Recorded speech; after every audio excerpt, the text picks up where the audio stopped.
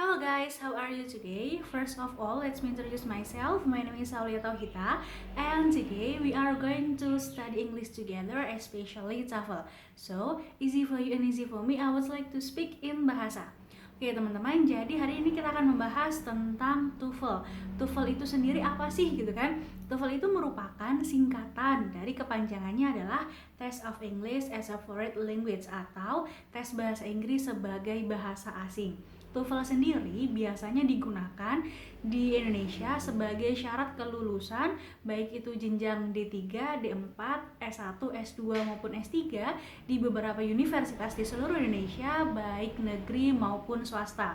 Selain itu, TOEFL juga bisa kita gunakan untuk mendaftar kerja di beberapa instansi yang mensyaratkan nilai skor TOEFL dan juga bisa kita gunakan sebagai syarat untuk studi lanjut di luar negeri. Nah, TOEFL sendiri terdiri dari beberapa section. Section yang pertama ada listening section, kemudian ada structure and writing expression, dan ada reading, dan terakhir ada writing. Cuman writing ini tidak diadakan untuk jenis TOEFL yang PBT atau paper based test. Nah, kita bahas satu-satu dulu tentang listening section. Listen itu berbeda makna dengan hear. Walaupun ketika kita buka kamus bahasa Inggris antara listen dan hear itu artinya sama-sama mendengar. Tapi bedanya kalau hear itu kita mendengar tapi without understanding, tanpa pemahaman. Contoh semisal ada dua orang nih teman saya lagi ngobrol, kemudian saya lewat. Maka saya mendengar mereka ngobrol tapi saya nggak paham apa yang diomongkan. Itu kalau hear. Tapi kalau listen ini biasa digunakan kalau semisal kita mau orang lain untuk pay attention, untuk memperhatikan kita. Jadi listen to me gitu kan, listen to me please, dengarkan saya, tolong. Listen itu with understanding. Jadi kalau misalkan di listening, kadang kita mendapatkan jawaban itu bukan hanya yang kita dengar, tetapi jawabannya kadang tidak dibacakan oleh si narator, tetapi kita diminta untuk menyimpulkan sendiri dari percakapan tadi apa gitu kan.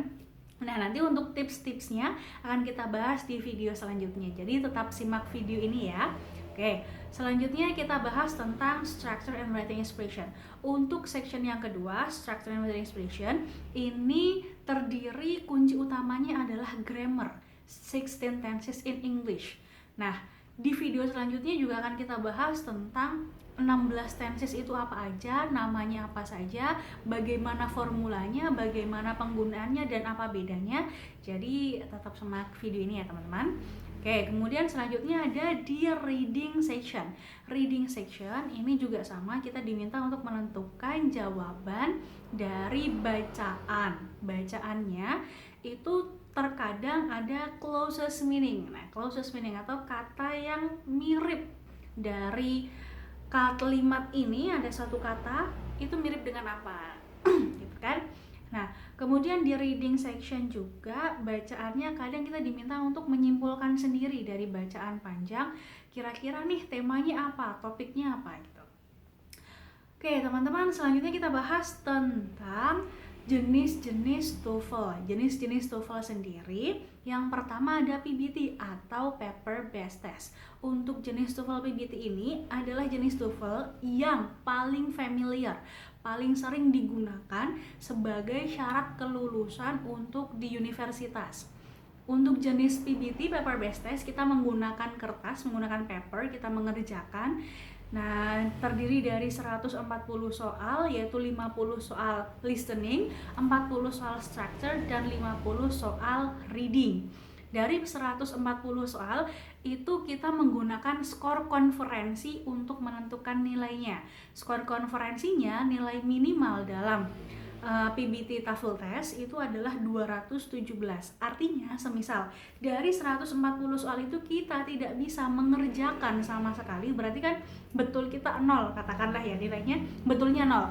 Maka kita tetap mendapatkan skor minimal yaitu 217. Sedangkan skor maksimalnya adalah 677. Nah, di video selanjutnya juga kita akan membahas tentang bagaimana cara penskoran dalam TOEFL test yang jenis PBT ini, teman-teman. Nah, Kemudian untuk syarat lulus di TOEFL PBT biasanya skornya adalah 400. Sekarang kita bayangkan, untuk kita mencapai skor 400, mulai kita bukan dari 0 teman-teman, tetapi mulai kita dari 217. Berarti kan kesimpulannya apa? Dari 217 untuk sampai ke 400, berarti kan ini nggak ada setengah. Berarti harapannya setelah kita simak seminar ini tetap termotivasi untuk semangat mengerjakan TOEFL test yang jenis PBT untuk teman-teman yang akan menghadapi tes TOEFL. Oke, itu adalah jenis PBT.